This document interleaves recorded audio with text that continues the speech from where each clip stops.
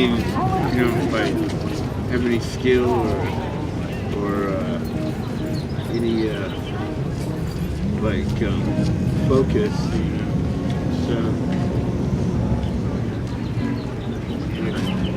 So some people maybe aren't adaptable to losing, maybe like a retirement or pension or something, or perhaps mismanagement of money. A lot of people need to learn how to manage their money. After the start of the war on drugs, the vicious cycle of incarceration and homelessness became an all too common occurrence in the U.S. Quote, "Far too many Americans spend their lives moving from correctional facilities to the streets and back again in an endless loop. Some are homeless because they are released from prison and have nowhere else to go." End quote from housethehomeless.org. Yeah. Well, you wake up hungry, go to bed hungry, and right? You go to bed hungry most of the time, and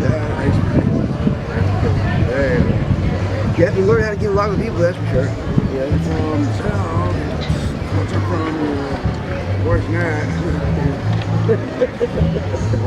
Well, same thing here. You got to get there. You got to sit with something with your stuff.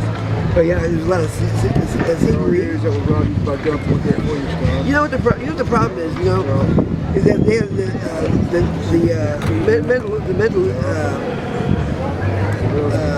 the state mental hospital is pretty close to here, and they take the patients that are supposedly aren't violent or can pretty well manage themselves with other people, so they have more beds over there, and they bring them over here, and so they make them homeless, because they become homeless because they're brought over here. And so you got these people who are talking to themselves and doing all these weird things, and amongst the homeless, so people tend to think that the homeless are just out of their minds, which some of them are, but that's what the problem is. When you see people talking to themselves, it's schizophrenia. It's not drugs or anything. It's schizophrenia. But they do that all the time. But the cops bring them over here. They got caught doing it. They was on the a couple of years ago. They got caught doing it. Supposedly they stopped. They didn't stop. They still bring them over here. And there's like all age brackets too. They're just barely hanging in there.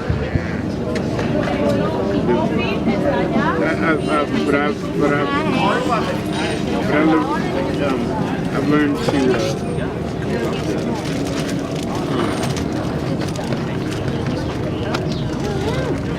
adjust to my situation. As a person adjusts to their environment. Adaptability.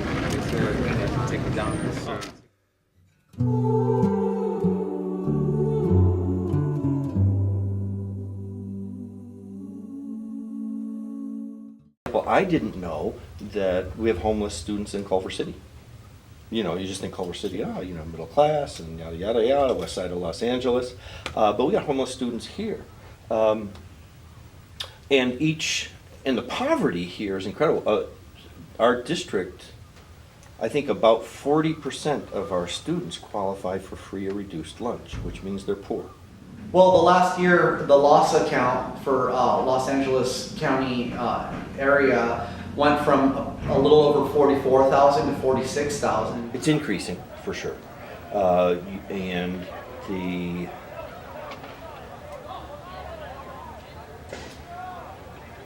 I think there are a number of reasons that it's increasing.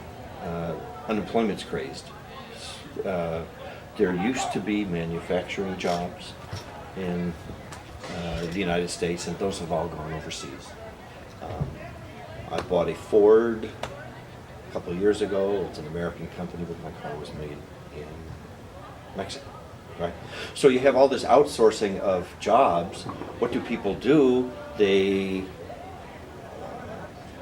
if they're lucky, get a minimum wage job. Minimum wage job isn't a living wage job. So homelessness increasing partly because of that outsourcing, partly because minimum wage is so low. And then our veterans come back. and they're not okay. And many end up on the street. I do know this statistic. You see 4 homeless people, one's a veteran. So 25% of our homeless population are our veterans.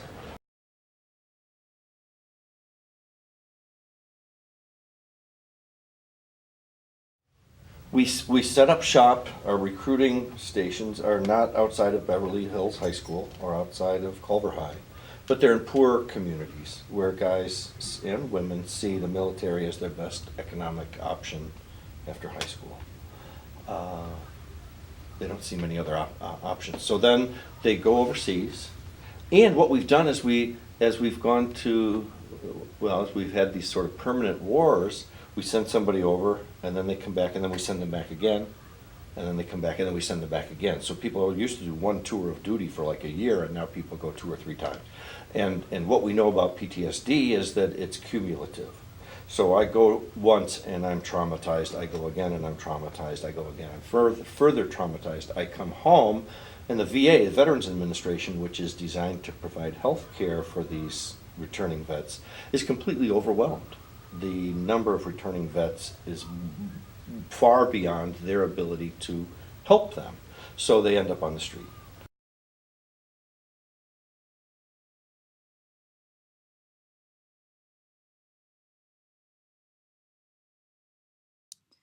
Modern-day homelessness can be traced back to the end of the Vietnam War, with soldiers coming home and suddenly finding themselves on the streets, unable to adapt to society. People that are living out on the streets are suffering from homelessness for many different reasons, and we just do the best to kind of reach out and try to see what we can do to help them, whether it's point them in a direction for housing. We have an outreach program that will sit down with individuals from the community and see what they need and point them in the right direction. We don't offer housing and we don't offer jobs to people, but we will point them in a direction to where they might be able to find those things. And then also our Healthy Living program is for people from the community, men from the community mostly, that are looking to change a problem that they might have with drugs and alcohol. If they want to join our Healthy Living program and become a productive member of society again, there's a program that we have here that will assist in that.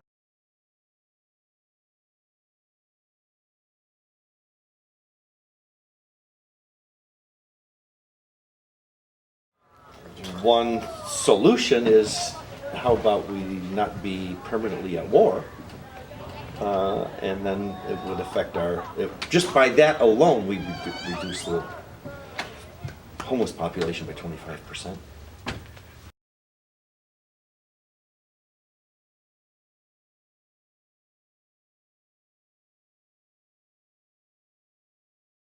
We hear people and people that mean really well, that are really trying to do what they can, and then they follow it up by saying the homeless. Yeah. It gives them a stigma for sure that they're not people like us, like you and me, like calling them homeless individuals, homeless people, homeless man, homeless woman, homeless child. They're people just like us under different circumstances. I made this stuff from a hit and run injury. My leg got cut in half by license plates. Oh no. And all those stitches in my head. I came out of a coma. Some strange ability. I was in Cedar Sinai.